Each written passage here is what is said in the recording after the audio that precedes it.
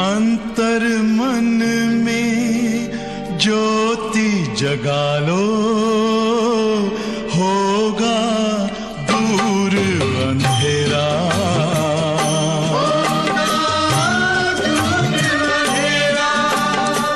शिव का कर लो ध्यान, आ रहा पावन पुण्य सवेरा।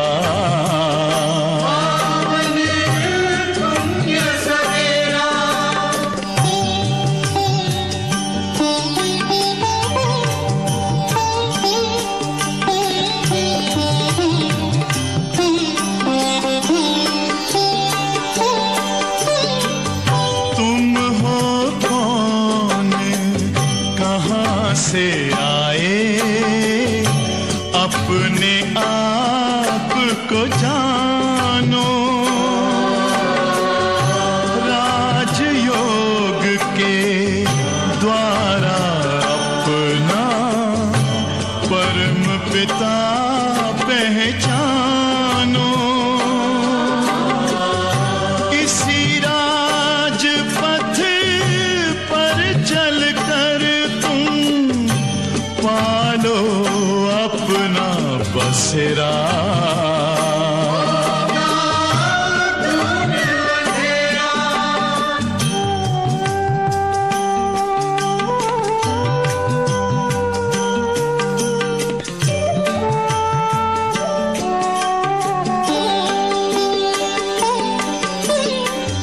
तुम हो आत्मा तन से न्यारे, परमात्मा को प्यारे।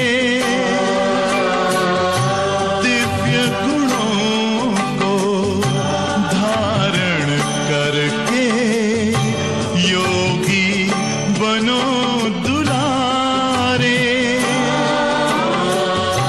ज्योति बिंदु ही तोड़ेगा ये माया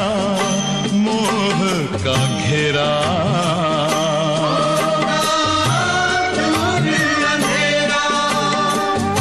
अंतर मन में ज्योति जगा लो, होगा दूर अंधेरा।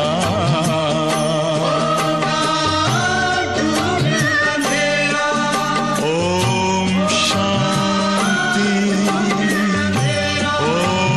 शांति, ओम शांति।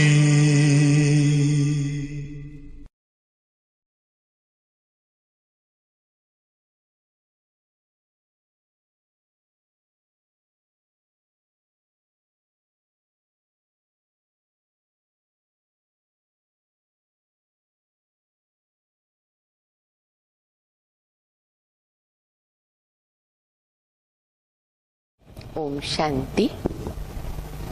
मुरली की तारीख है 14/4/2021। आज की जो मुरली है वो इतनी गुह्यताओं से भरी हुई है।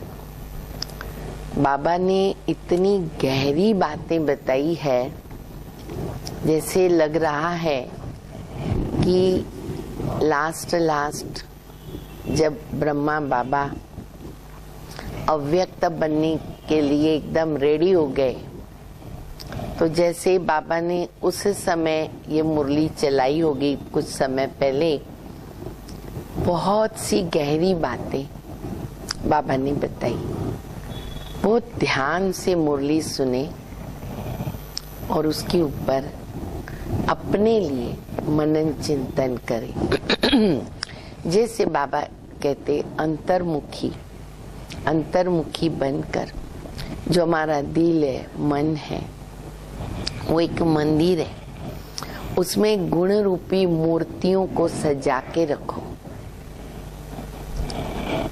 फिर बाबा कहते जैसे सामने वाले व्यक्ति की अगर भूल होती है, उसे दोष न देकर आप अपनी सूक्ष्म शक्तियां वाइब्रेशन से उसका परिवर्तन करो।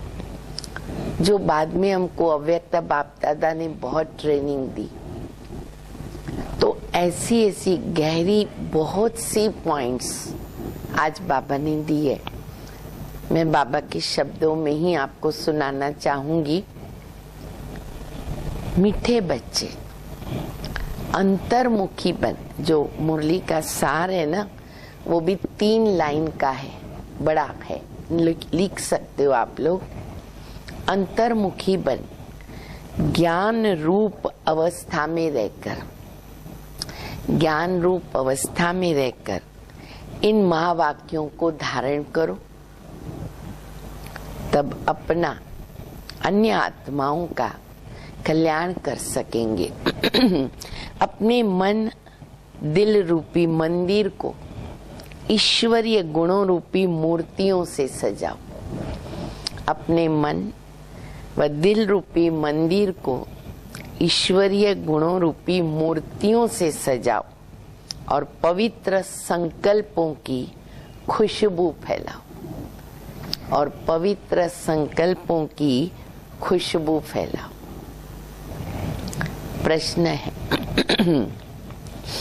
सर्वोत्तम सच्ची सर्विस कौन सी है?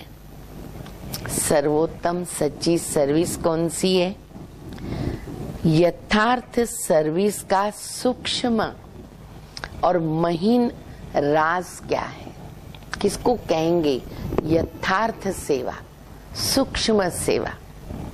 उत्तर है, जब किसी से कोई भूल होती है तो उसे सावधान करने के साथ, सावधान तो किया, लेकिन उसके साथ सूक्ष्म रीति से अपनी योग शक्ति उन तक पहुंचाकर, अपनी योग शक्ति उन तक पहुंचाकर उनके अशुद्ध संकल्पों को भस्म करना।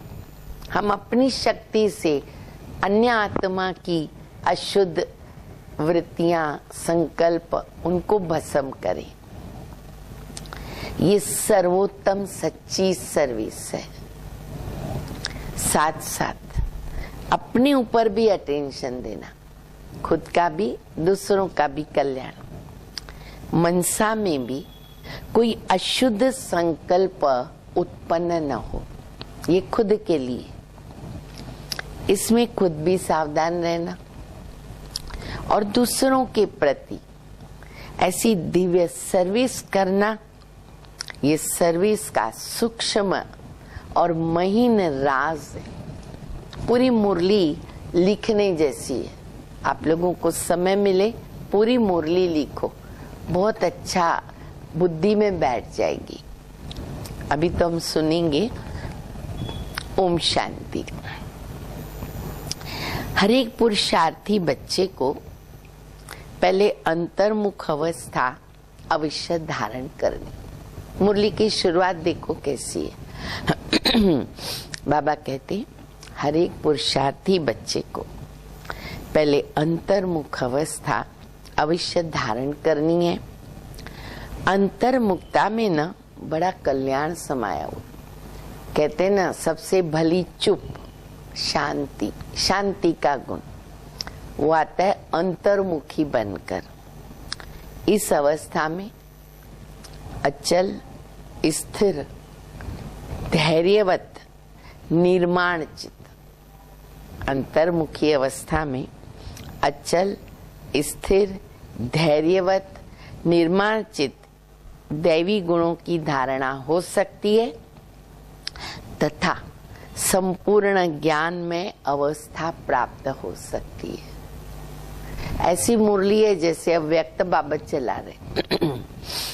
अंतर्मुख न होने के कारण संपूर्ण ज्ञान रूप अवस्था नहीं प्राप्त होती, क्योंकि जो भी कुछ महावाक्य सन्मुख सुने जाते हैं, अगर उसे गहराई से जाकर के ग्रहण नहीं करते, महावाक्य उनको गहराई में जाकर के ग्रहण नहीं करते, सिर्फ उन महावाक्यों को सुन करके रिपीट करते हैं, बाबा से सुना रिपीट करते, तो वो महावाक्य वाक्य में बदल जाते।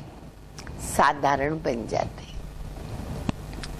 जो ज्ञान रूपी अवस्था में रहकर महावाक्य नहीं सुने जाते, उन महावाक्यों पर माया का परछाया पड़ जाता है। अब ऐसी माया के अशुद्ध वाइब्रेशंस से भरे हुए महावाक्य सुनकर सिर्फ रिपीट करने से खुद सहित औरों का कल्याण होने के बदले अकल्याण हो जाता है। इसलिए हे बच्चों, एकदम अंतर्मुखी बन जाओ। कितनी गहरी पॉइंट बाबा ने बताई। ऐसी 10 पॉइंट्स बाबा ने मुरली में बताई। दूसरी बात, आपका ये मन मंदिर के सदृश है। आज जैसे बाबा अलग ही मुरली चला रहे, संपन्न बन करके, आपका ये मन मंदिर की तरह है। जैसे मंदिर से क्या होता है, सदैव खुशबू आती है। मंदिर से बांस आएगी क्या? नहीं, खुशबू आती है। ऐसे मन मंदिर जब पवित्र बनता है तो संकल्प भी पवित्र इमर्ज होते हैं। उसमें संकल्प भी पवित्र ही उत्पन्न होंगे। जैसे मंदिर में सिर्फ पवित्र देवी देवताओं के चित्र रखे जाते हैं, दैत्यों के नहीं, राक्षसों के, असुरों के नहीं। ऐसे तुम बच्चे अपने मन दिल रूपी मंदिर को सर्व ईश्वरीय गुणों की मूर्तियों से सजाओ। दैत्यों को मत रखो। दैत्य राक्षस माना आसुरी गुण, आसुरी अवगुण। कितना अच्छा बाबा बता रहे। अपने दिल रूपी मंदिर में ईश्वरीय गुणों की मूर्तियों को सजाओ। कौन से गुण? निर्मोह, निर्लोभ, निर्भय, धैर्यवत, निरंकार इत्यादि इत्यादि। कितने गुण बाबा ने बता दिए। निर्मोह, निर्लोभ, निर्भय, धैर्यवत, निरंकार इत्यादि इत्यादि। क्योंकि ये सब तुम्हारे दिव्य लक्षण है, ओरिजिनल गुण लक्षण है, हमारे अपनी प्रॉपर्टी है। आप बच्चों को अपने मन मंदिर को उजियारा अर्थात संपूर्ण शुद्ध बनाना है। जो मन पतित बन चुका उसको बाबा कहते कंप्लीट शुद्ध बनाना है। जब मन मंदिर उजियारा बने तब अपने उजियारे प्यारे वैकुंठ देश में चल सकेंगे। तो अब अपने मन को उज्जवल बनाने का प्रयत्न करना है तथा मन सहित विकारी कर्म इंद्रियों को वश करना है। परंतु न सिर्फ अपने तक सीमित नहीं, न सिर्फ अपना मगर अन्य प्रति भी ये दिव्य सर्विस करनी। ये मुख्य पॉइंट बाबा बता रहे। अपनी शक्तियों से दूसरों को परिवर्तन करो, उनके मन भी परिवर्तन करो। इतनी बाबा कहते तुम्हारे में पावर आ सकती है, कर सकते हो। तीसरी बात बाबा बता रहे, वास्तव में सर्विस का अर्थ है अति सूक्ष्म और महीन सेवा। सर्विस का अर्थ अति सूक्ष्म और महीन। ऐसा नहीं कि किसकी भूल पर सिर्फ सावधान करना, भाई तुमने ये ठीक नहीं किया, ये नहीं होना चाहिए, ध्यान रखो, ये करो वो करो। इतने तक सर्विस नहीं, जो अभी बहुत आवश्यक है वर्तमान प्रेजेंट टाइम पर। मुरली कब की है, परंतु नहीं, उनको अति सूक्ष्म रीति अपनी योग की शक्ति पहुंचाओ। उस आत्मा को अपनी शक्ति पहुंचाओ और उनके अशुद्ध संकल्पों को भस्म करो। कितनी बड़ी जवाबदारी, और ये हम कर सकते हैं। यही सर्वोत्तम सच्ची सर्विस है, लेकिन साथ साथ अपने ऊपर भी अटेंशन रखना है। न सिर्फ वाचा अथवा कर्मणा तक, न सिर्फ वाचा कर्मणा तक, मगर मनसा में भी कोई अशुद्ध संकल्प उत्पन्न होता है तो उनका वाइब्रेशन अन्य के पास जाए, सूक्ष्म रीति उसका अकल्याण करता है। कितनी गहरी बात बाबा ने बता दी कि हमारा मन का अशुद्ध संकल्प क्या काम करता है। तो शुद्ध संकल्प तो इससे बढ़ के काम करेगा, कल्याण करेगा।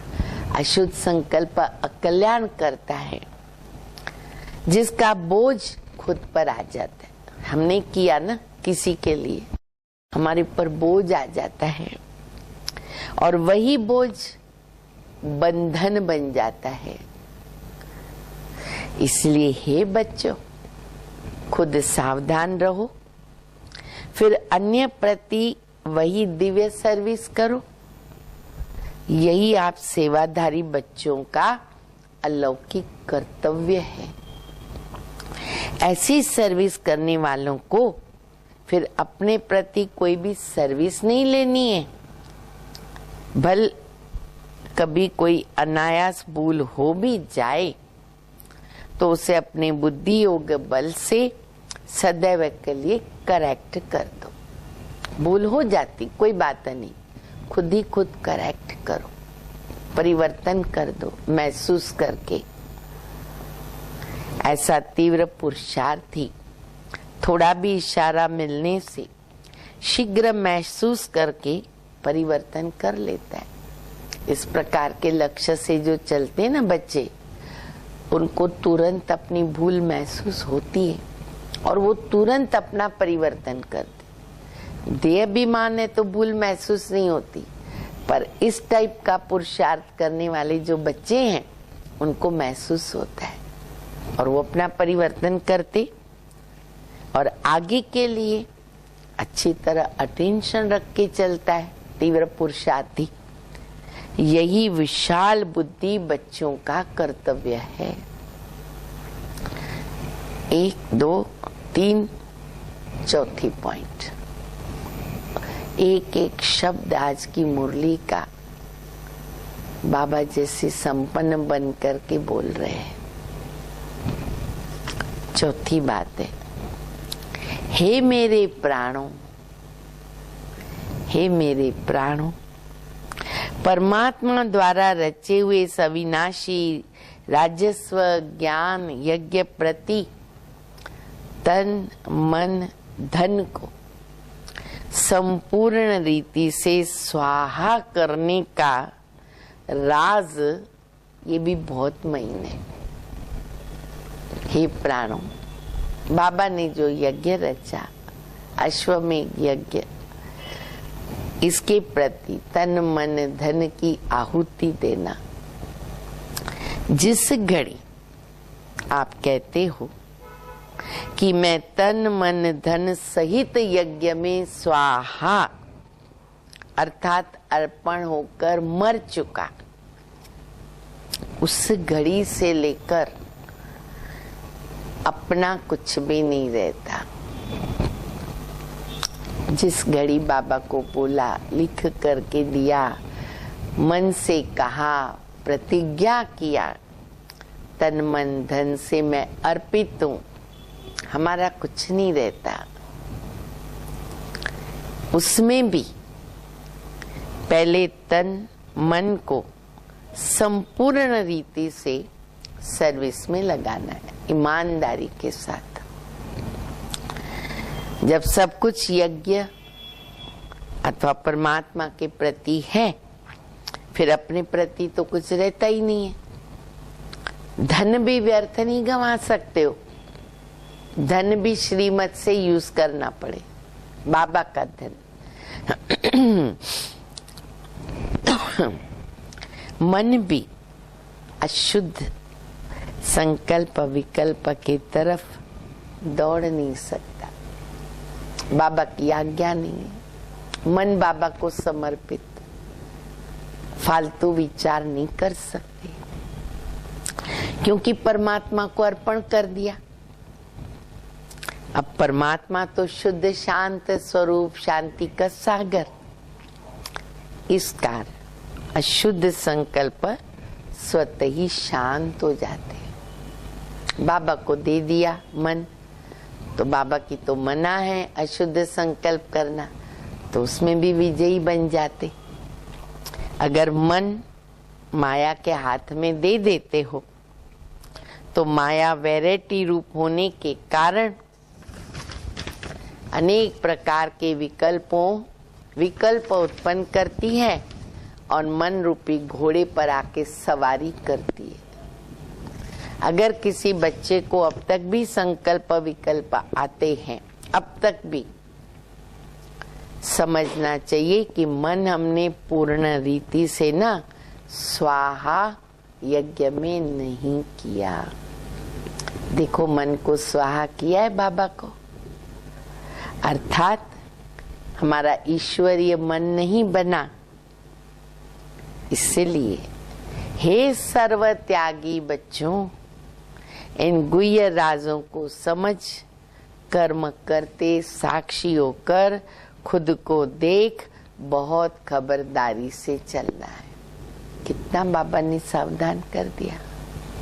कितनी पॉइंट्स हो गई? 1 2 3 4, अब 5वां। स्वयं गोपी वल्लभ तुम अपने प्रिय गोपियों को समझा रहे हैं कि तुम हरेक का वास्तविक सच्चा प्रेम कौन सा है। स्वयं गोपी वल्लभ, ब्रह्मा बाबा है गोपी वल्लभ। तुम अपने प्रिय गोपियों को समझा रहे, तुम्हारे का वास्तविक सच्चा प्रेम कौन सा है। हे प्राणों, शिव बाबा कहते, हे प्राणों, तुम एक दो की प्रेम भरी सावधानी को स्वीकार करना है, क्योंकि जितना प्रिय फूल उतना उसकी श्रेष्ठ परवरिश। फूल को वैल्यूएबल बनाने अर्थ माली को कांटों से निकलना ही पड़ता है। वैसे तुम्हें भी जब कोई सावधानी देता है तो समझना चाहिए जैसे कि उसने मेरी परवरिश की, मेरी सर्विस की। बुरा न लगाए। कोई हमें सिखाता है, शिक्षा देता है, हमें आगे बढ़ा रहा है। बाबा कहते ये समझो कि उसने मेरी परवरिश किया, सर्विस किया। उस सर्विस अथवा परवरिश को रिगॉर्ड देना, रिस्पेक्ट देना है। बुरा तो लगाने का बात ही नहीं है। ये संपूर्ण बनने की युक्ति है, संपूर्ण बनने की युक्ति। यही ज्ञान सहित आंतरिक सच्चा प्रेम, इसको कहेंगे सच्चा प्रेम। इस दिव्य प्रेम में एक दो के लिए बहुत रिकॉर्ड रहना चाहिए। हर एक बात में पहले खुद को सावधान करना है। यही निर्माण चित्त अति मधुर अवस्था है। एक दो का रिस्पेक्ट रखना, प्रेम देना, निर्माण चित्त अति मधुर अवस्था है जो आज के डेट में होनी चाहिए। ऐसे प्रेम पूर्वक चलने से तुम्हें जैसे यहाँ ही वे सत्युग के सुहावने दिन आंतरिक महसूस होंगे। यहाँ ही हम सत्युग में बैठे हैं, वहां तो हम नेचुरल प्रेम में रहते ना। सत्युग में तो प्रेम भी नेचुरल रहता है, परंतु से संगम के स्वीटेस्ट समय पर एक दो के लिए सर्विस करने का ये अति मीठा रमणीक प्रेम है। यही शुद्ध प्रेम जग में गाया हुआ है गोप गोपियों का। आगे छठी पॉइंट, तुम हर एक चैतन्य फूलों को हरदम हर्षित मुख होके रहना है। हर एक चैतन्य फूलों को हरदम हर्षित मुख होके रहना है, क्योंकि निश्चय बुद्धि होने के कारण तुम्हारी नस नस में संपूर्ण ईश्वरीय ताकत समाई हुई है। ऐसी आकर्षण शक्ति अपना दिव्य चमत्कार अवश्य निकालती है। जैसे छोटे बच्चे, निर्दोष बच्चे शुद्ध पवित्र होने के कारण हंसते रहते, निर्दोष है ना, उनकी हंसी, उनका मुस्कुराहट भी आकर्षित करता है और अपने रमणीक चरित्र से सबको खींचते हैं। कुछ भी करेगा बच्चा अच्छा लगेगा। वैसे तुम हर एक की ईश्वरीय रमणीक जीवन होनी चाहिए। उसके लिए तुम्हें किसी भी युक्ति से अपने आसुरी स्वभावों के ऊपर जीत प्राप्त करनी, ये पुरुषार्थ करना पड़े। जब कोई को देखो, मिसाल भी देते बाबा, जब किसको देखो कि ये क्रोध विकार के वश मेरे सामने है, क्रोध कर रहा है, मेरे सामने है, तो उनके सामने ज्ञान रूप हो, ज्ञान रूप होकर बचपन की मीठी रीति से ना मुस्कुराते रहो। समाधान दिया बाबा ने, धारणा बताई, वो खुद शांत हो जाएगा, शांत चित हो जाएगा, अर्थात विस्मृति स्वरूप से वो स्मृति में आ जाएगा। भले उनको पता भी नहीं पड़ेगा, लेकिन सूक्ष्म रीति से उनके ऊपर जीत पाकर के मालिक बन जाना, यही मालिक और बालिकपन की सर्वोच्च शिरोमणि विधि, शिरोमणि विधि है। कैसे बच्चे बन जाते, मालिक भी और बालक भी, और विजय प्राप्त कर लिया और सामने वाले को भी विजयी बना दिया। क्या बात है। 7वीं पॉइंट है, ईश्वर जैसे संपूर्ण ज्ञान रूप, वैसे फिर संपूर्ण प्रेम रूप भी है। ईश्वर में दोनों ही क्वालिटीज समाई हुई है, परंतु फर्स्ट ज्ञान, सेकंड प्रेम। अगर कोई पहले ज्ञान रूप बनने बिगड़ सिर्फ प्रेम रूप बन जाते तो वह प्रेम अशुद्ध खाते में चला जाता। इसलिए प्रेम को मर्ज करके पहले ज्ञान रूप बनकर भिन्न भिन्न रूपों में आई हुई माया पर जीत पाओ, फिर प्रेम रूप बन। विधि बता रहे बाबा, पहले ज्ञान फिर प्रेम। अगर ज्ञान बिगड़ प्रेम आ जाएगा तो विचलित हो जाएंगे, गड़बड़ हो जाएगी। जैसे अगर कोई ज्ञान रूप बनने के बिगड़ ध्यान में चला जाता है तो कई बार क्या होता है, माया आ जाती है, ट्रांस में भी ध्यान में भी। इसलिए बाबा कहते हैं ना बच्चे, ये ध्यान भी एक सूत की जंजीर है, परंतु ज्ञान रूप बन करके फिर अगर ध्यान में जाते तो वो अति मौज का अनुभव। विधि से करना तो पहले है ज्ञान, पीछे है ध्यान। ध्यानिष्ठ अवस्था से ज्ञानिष्ठ अवस्था वो तो श्रेष्ठ है। इसलिए हे बच्चों, पहले ज्ञान रूप बन प्रेम इमर्ज करो। पहले ज्ञान फिर प्रेम इमर्ज करो। ज्ञान बिगड़ सिर्फ प्रेम इस पुरुषार्थी जीवन में ना विघन डालेगा। ज्ञान के बिगड़ प्रेम विघन डालेगा। 6, 7, 8, 9 दूसरी पॉइंट आगे, साक्षीपन की अवस्था अति मीठी, रमणीक, सुंदर है। इस अवस्था पर आगे के जीवन का सारा मदार है। जैसे कोई के पास कोई शारीरिक भोगना आती है, उस समय अगर वो साक्षी सुख स्वरूप अवस्था में उपस्थित हो, उसे भोगता है ना, तो पास्ट कर्मों को भोग चुकतू भी होता है और साथ साथ फ्यूचर के लिए ना सुख का हिसाब भी बनता है। एक एक विधि बाबा कितनी अच्छी बता रहे। मैं समझती हूँ 10 बार भी मुरली पढ़ेंगे तो कम है। और लिखो पूरा और मनन चिंतन करो। अब बाबा बता रहे हैं साक्षीपन की स्थिति की जरूरत, क्योंकि उसके ऊपर सारा हमारा मदार है जीवन का। जैसे बाबा कहते कोई कर्म भोगना आती है, अभी कोई कर्म भोगना आई है, उसको हमें कैसे चुकतू करना है? बाबा की याद से, कर्म योग से। तो वो स्थिति से भोगेंगे तो पास्ट का कर्म भोग भी चुकतू होगा और फ्यूचर के लिए पुण्य का खाता भी जमा होगा। तो ये साक्षीपन की सुखरूप अवस्था पास्ट और फ्यूचर दोनों से कनेक्शन रखती है। तो इस राज को समझने से कोई भी ऐसे नहीं कहेगा कि मेरा ये सुहावना समय सिर्फ चुकतू करने में चला गया, अच्छा समय हाथ में आया, बीमारी आ गई, समय चला गया। नहीं, उसमें भी कमाई कर सकते। नहीं, ये सुहावना पुरुषार्थ का समय है, जिस समय दोनों कार्य संपूर्ण रीति सिद्ध होते हैं। ऐसे दोनों कार्य को सिद्ध करने वाला तीव्र पुरुषार्थी अतीन्द्रिय सुख आनंद के अनुभव में रहता है।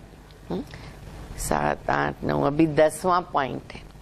इस वैरायटी विराट ड्रामा की हर एक बात में तुम बच्चों को संपूर्ण निश्चय होना चाहिए, क्योंकि ये बना बनाया ड्रामा ना बिल्कुल वफादार है। अब जो ये पॉइंट बाबा बता रहे ना, बहुत ध्यान से सब सुने, क्योंकि दूसरों के पार्ट हमको जमते नहीं है, गड़बड़ होती है। बाबा पक्का कराए कि ड्रामा है ना वफादार है, एक्यूरेट है, कल्याणकारी है, बना बनाया है, पर शब्द याद रखो, वफादार। देखो ये ड्रामा हर एक जीव प्राणी से उनका ना पूरा पार्ट पूर्ण रीति बजवाता है। भल कोई रॉन्ग है तो वह रॉन्ग पार्ट भी तो पूर्ण रीति बजाता है ना। तो ये भी ड्रामा में नूंद है। बाबा ने मिसाल भी दिया है, जब रॉन्ग राइट दोनों भी प्लान ड्रामा में नूंदे हुए हैं तो फिर कोई बात में संशय उठाना, इसको ज्ञान नहीं कहेंगे, क्योंकि हर एक एक्टर अपना अपना पार्ट बजा रहे। जैसे बायोस्कोप पिक्चर में अनेक भिन्न भिन्न नाम रूपधारी एक्टर्स होते, अपनी अपनी एक्टिंग करते हैं ना। तो उनको देखकर किसी से नफरत आवे, किसी को देखकर हर्षित होवे, ऐसा तो नहीं होता है ना। क्यों? कि ये खेल है। विलन विलन का पार्ट बजाएगा, उसकी भी महिमा, हीरो हीरो का पार्ट बजाएगा, उसकी भी महिमा, सबकी महिमा करेंगे, जिसमें हर एक को अपना गुड बैड जो भी पार्ट है वो मिला हुआ है। तो वैसे ही इस बने हुए बायोस्कोप को भी समझो, साक्षी होकर एक रस अवस्था से हर्षित मुख होकर के देखना है। कितना अच्छा बाबा ने सिखा दिया। संगठन में ये पॉइंट बहुत अच्छी तरह धारण करनी, क्योंकि गड़बड़ संगठन में होती है। एक दो को ईश्वरीय रूप से देखना है, महसूसता का ज्ञान उठाए, सर्व ईश्वरीय गुणों की धारणा भी करनी है। अपने लक्ष्य स्वरूप की स्मृति से शांत चित्त, निर्माण चित्त, धैर्यवत, मिठास, शीतलता, इन सभी दैवी गुणों को इमर्ज करना। कितना बाबा ने ट्रेन कर दिया। 11वीं पॉइंट, धैर्यवत अवस्था धारण करने का मुख्य फाउंडेशन क्या। अब कैसे हम धैर्यता को धारण करें, क्योंकि यही सबको बहुत तकलीफ होती है, पेशेंस नहीं है। बाबा सिखा रहे, वो भी बता रहे। मुख्य foundation wait and see, wait and see. हे मेरे प्रिय बच्चों, वेट माना धैर्य, सी माना देखो। अपने दिल भीतर पहले धैर्यवत गुण धारण करो, पहले वेट, उसके बाद फिर बाहर में विराट ड्रामा को साक्षी होकर के देखो। पहले वेट, धैर्य धारण करो, ड्रामा साक्षी बनकर देखो। जब तक कोई भी राज सुनने का समय समीप आवे, तब तक धैर्यवित गुण की धारणा करनी है। क्यों ऐसे कोई कर रहा है, कुछ तो राज होगा, आगे चल के मालूम पड़ेगा। धैर्य रखो, समय आने पर उस धैर्यता के गुण के राज को सुनने में कभी विचलित नहीं होंगे, फिर समझेंगे बराबर था। इसलिए हे पुरुषार्थी प्राणों, जरा ठहरो और आगे बढ़कर राज देखते चलो। जरा ठहरो, वेट करो और आगे बढ़कर राज देखते चलो। इस ही धैर्यवत अवस्था से सारा कर्तव्य संपूर्ण रीति सिद्ध होता है। ये गुण निश्चय से बांधा हुआ है, इसमें कनेक्शन है निश्चय का। ऐसे निश्चय बुद्धि साक्षी दृष्टा होकर हर खेल को हर्षित चेहरे से देखते आंतरिक धैर्यवत अडोल चित रहते हैं। उसकी क्वालिफिकेशन और उसकी स्थिति क्या रहेगी, रिजल्ट क्या होगी, वो भी बाबा ने हर पॉइंट में बताया। यही ज्ञान की परिपक्व अवस्था है जो अंत में संपूर्णता के समय प्रैक्टिकल में रहती है। इसलिए बहुत समय से लेकर इस साक्षीपन की अवस्था में स्थित रहने का परिश्रम करना है, बहुत जरूरी है। 12वीं पॉइंट, जैसे नाटक में एक्टर को अपना मिला हुआ पार्ट पूर्ण बजाने अर्थ आगे से रिहर्सल करनी पड़ती है। पहले रिहर्सल होती है तो मेरा अच्छा पार्ट हो। वैसे तुम प्रिय फूलों को भी, बाबा के हम चैतन्य फूल, आने वाली भारी परीक्षाओं से योग बल के द्वारा पास होने के लिए रिहर्सल करना है। लेकिन बहुत समय से लेकर अगर ये पुरुषार्थ किया हुआ नहीं होगा तो समय घबरा जाएंगे, फेल हो जाएंगे। पहले से करना पड़े। इसलिए पहला अपना ईश्वरीय फाउंडेशन पक्का रख कर दैवी गुण धारण करना है और दैवी गुणधारी बन जाना है। कितना पॉइंट्स हो गया, 13, 14 आगे। ज्ञान स्वरूप स्थिति में स्थित रहने से स्वतः शांत रूप अवस्था हो जाती है।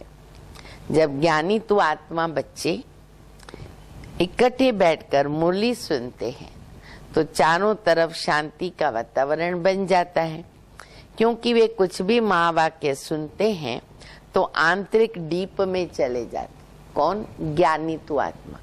जो भी बाबा के महावाक्य सुनेंगे ना, उसकी गहराई में जाएंगे, मनन करेंगे। डीप जाने के कारण आंतरिक उन्हों को शांति की मीठी महसूसता आती है। अब उसके लिए कोई खास बैठकर मेहनत नहीं करनी है, परंतु ज्ञान की अवस्था में स्थित रहने से ये गुण न अनायास आ जाता है, आप ही आ जाता है। तुम बच्चे जब सवेरे सवेरे उठकर एकांत में बैठते हो तो शुद्ध विचारों रूपी लहरें उत्पन्न होती। अमृत वेला समय ही अमृत वेले का है। उस समय बहुत शुद्ध विचार आते, इजी आते हैं। उस समय बहुत उपराम अवस्था होनी चाहिए। फिर अपने निज शुद्ध संकल्पों में स्थित होने से अन्य सब संकल्प आप ही शांत हो जाएंगे और मन जो है ना अमन बन जाएगा। मन अमन हो जाएगा, क्योंकि मन को वश करने अर्थ भी कोई ताकत तो अवश्य चाहिए ना। तो इसीलिए अपने लक्ष्य स्वरूप के शुद्ध संकल्पों को धारण करो। जब आंतरिक बुद्धि योग कायदे प्रमाण होगा तो तुम्हारी ये निर्संकल्प अवस्था न स्वतः ही हो जाएगी। देखा सभी ने बाबा ने क्या मुरली चलाई, कैसी चलाई। 10-10 बार इसको पढ़ो, मनन करो, लिखो और अपना परिवर्तन करो। अब समय खत्म हो रहा है। आज की मुरली बाबा ने जैसे संपन्न बनकर चलाई, बहुत अच्छा लगेगा। अच्छा, मीठे मीठे सिक्की लदे ज्ञान गुलजारी, ज्ञान सितारों प्रति माता पिता बाप दादा का याद प्यार, गुड मॉर्निंग। रूहानी बाप की रूहानी बच्चों को नमस्ते। हम रूहानी बच्चों की रूहानी बाप को माता पिता बाप दादा को याद प्यार, गुड मॉर्निंग और नमस्ते। धारणा के लिए मुख्य सार है, पहला, अपने लक्ष्य स्वरूप की स्मृति से शांत चित, निर्माण चित, धैर्यवत, मिठास, शीतलता, सर्वदैवी गुण धारण कर। ये जो बाबा बता रहे, चेक करो कहाँ तक मेरे अंदर ये गुण है। दूसरा, निश्चय बुद्धि साक्षी दृष्टा होकर इस खेल को हर्षित चेहरे से देखो। आंतरिक धैर्यवत अडोल चित रहना है। बहुत समय से लेकर इस साक्षीपन की अवस्था में स्थित रहने का परिश्रम करना है। बहुत जरूरी है ये परिश्रम। वरदान, स्नेह और शक्ति रूप के बैलेंस द्वारा सेवा करने वाले सफलता मूर्त भव। स्नेह और शक्ति की बैलेंस, जैसे एक आंख में बाबा का स्नेह और दूसरी आंख में बाबा का मिला हुआ कर्तव्य यानी सेवा सदा स्मृति में रहती है। ऐसे स्नेही मूर्त के साथ साथ शक्ति रूप बनो। स्नेह के साथ साथ शब्दों में ऐसा जोहर, ताकत हो जो किसी का भी हृदय विदीर्ण कर सके। जैसे माँ बच्चों को कैसे भी शब्दों में शिक्षा देती है, तो माँ के स्नेह के कारण वो शब्द तेज या कड़वे महसूस नहीं होते, क्योंकि अंदर प्यार भरा हुआ है उन शब्दों में भी। ऐसे ज्ञान की जो भी सत्य बातें हैं उन्हें स्पष्ट शब्दों में दो, लेकिन शब्दों में स्नेह समाया हुआ होगा तो सफलता मूर्त बनेंगे। सच्चा ज्ञान तो सुनाना है, कड़वा भी लगेगा, पर प्यार भरा हुआ है तो उसको कड़वेपन का महसूसता नहीं आएगी और सफलता मिलेगी।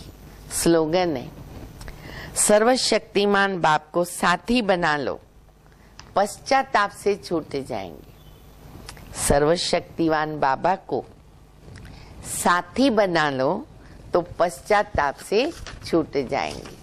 सचमुच मुरली आज की अगर धारण कर ली, पश्चाताप का समय आएगा ही नहीं। ठीक है, अच्छा, ओम शांति। अंतर के नैन खोल के हे आत्मन निहार ले। अंतर के नैन खोल के हे आत्मन निहार ले। तू कौन है, आया है कहाँ? तू कौन है, आया है कहाँ? ये जरा विचार ले। अंतर के नैन खोल के हे आत्मन निहार ले।